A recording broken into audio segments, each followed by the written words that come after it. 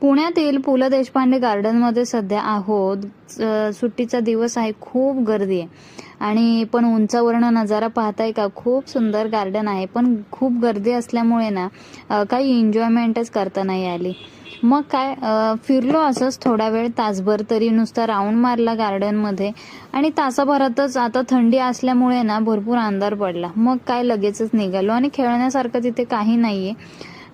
दमलो, मग थोडा वेळ रेस्ट केला 5 मिनिटं आणि काव्या मॅडमची पोज देती येती फोटो काढण्यासाठी. फायनल एक फोटो काढला येताना आणि बाहेर थोडंसं खेळायला म्हणून आलो.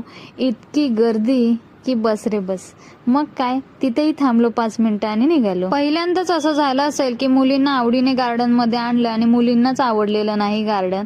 लगेचच घरी गेलो. खेळायला एवढी गर्दी आहे की थांबण्यात काहीच अर्थ नाही. इथे अनन्या काव्याने एक 5-10 मिनिटं झोका खेळल्या आणि आम्ही घरी जायला निघालो.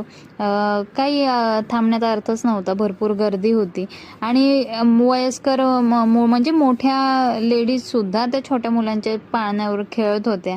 खूप पाहायला बिलकुलही आवडलं नाही मला. मग काय मुलांना काहीतरी खाण्यासाठी म्हणून, हे काय म्हणतात या गोष्टीला मला कमेंट करून नक्की सांगा. मग काय आम्ही थोडंसं एन्जॉय केलं हे खाणं पिणं आणि घरी गेलो.